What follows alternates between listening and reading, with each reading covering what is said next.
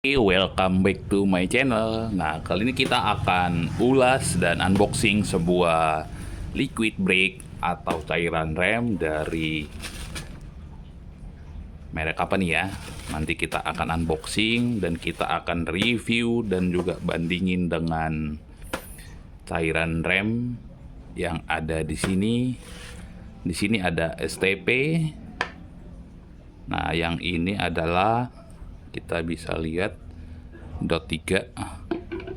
Nah, ini ada cairan dari mobil Mitsubishi MMSKI, Mitsubishi punya. Nah, ini dot 4 dan ini masih siluman. Kita akan buka dan unboxing. Oke.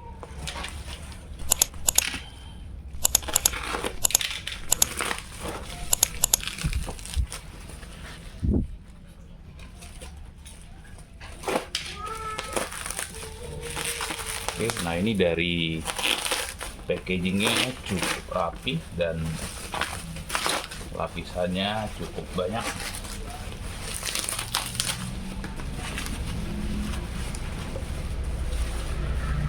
Oke, di dalam ada lagi kardusnya. Nah, di dalam masih dikasih pelapis lagi ya. Oke, dan ini ya cairan remnya ya teman-teman.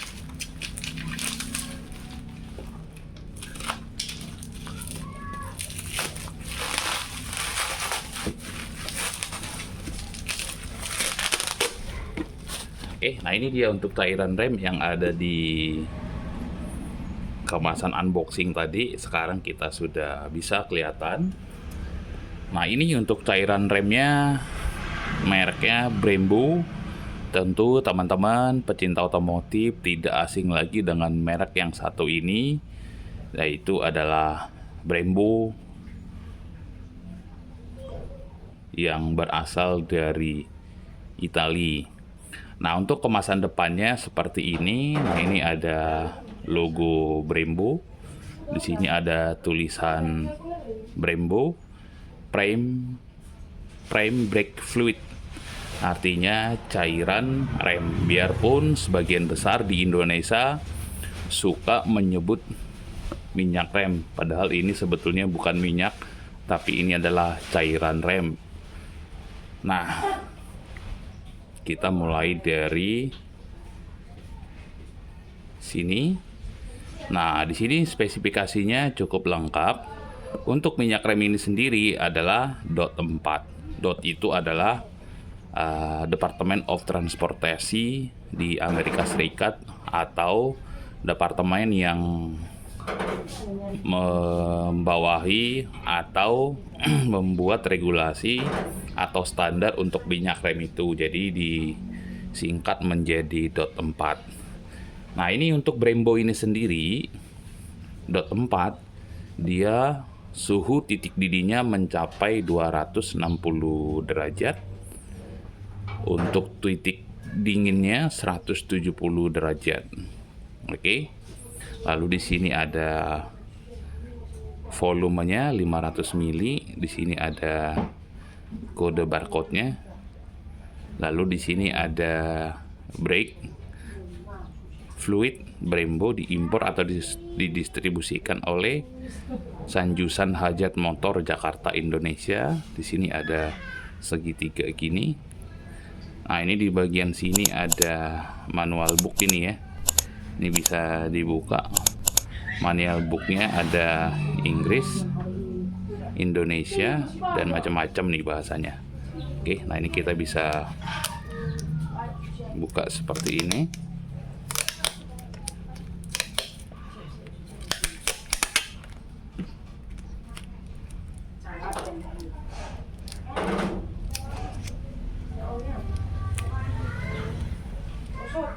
Nah, ini bisa ditarik ke atas ya.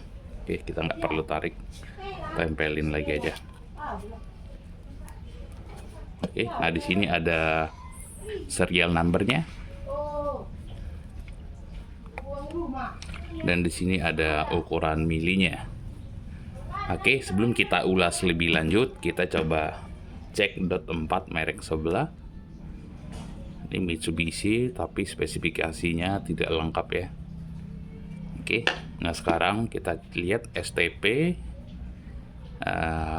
dot 3. Nah, STP dot 3 dia suhu atau titik didihnya hanya di 205. Nah, ini tentu sangat berbeda jauh dengan dot 4 260 dan titik basahnya 140 derajat, sedangkan ini 170 derajat.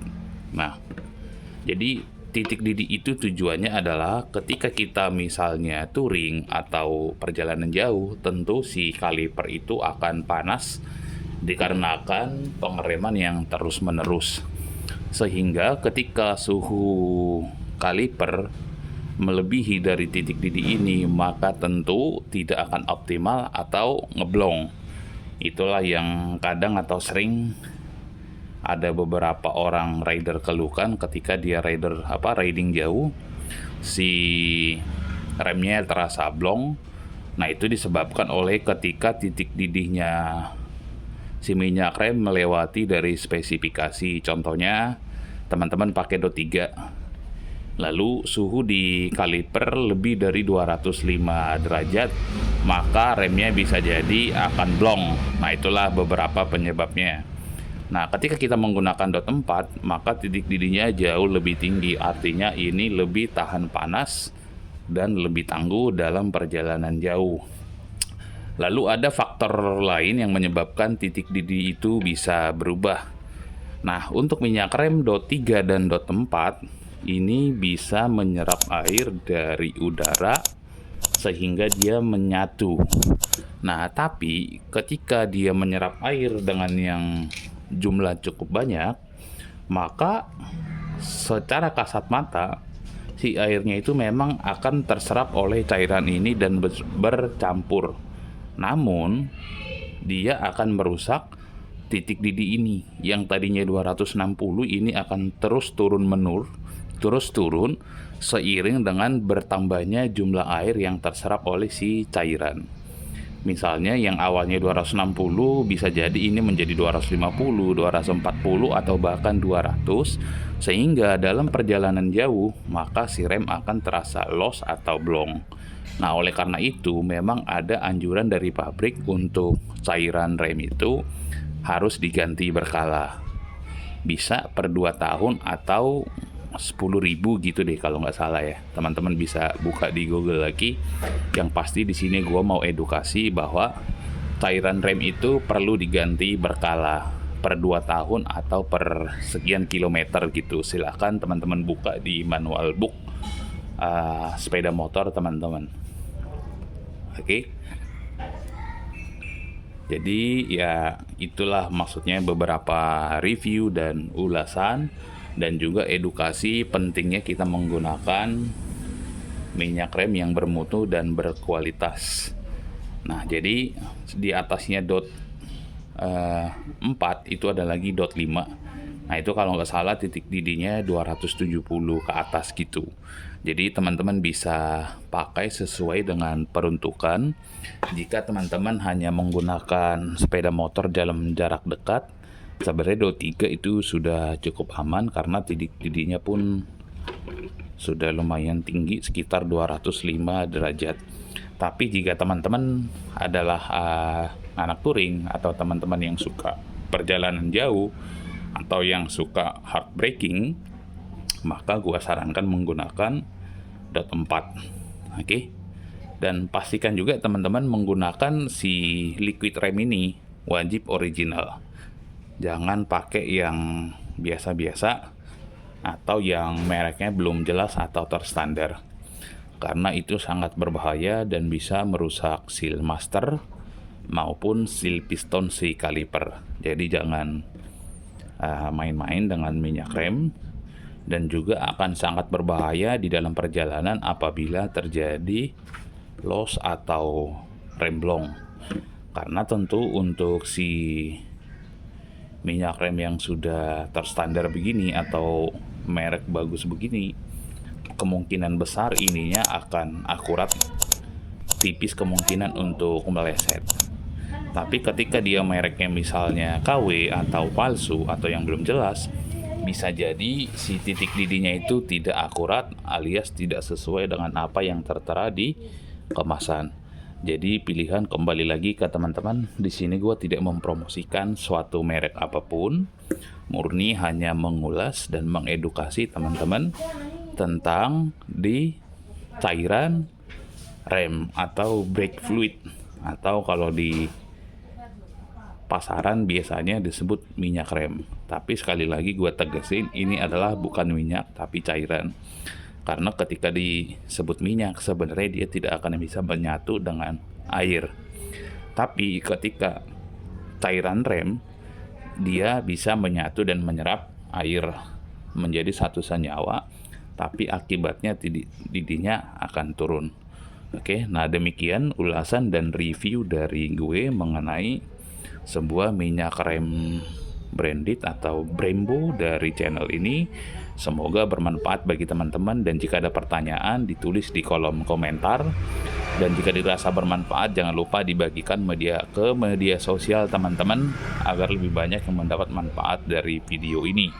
Nah, untuk harganya sendiri teman-teman bisa cek sendiri di marketplace, ada toko hijau maupun toko orange. Dan di akhir kata gue ucapin terima kasih. Jangan lupa subscribe, terus tombol loncengnya.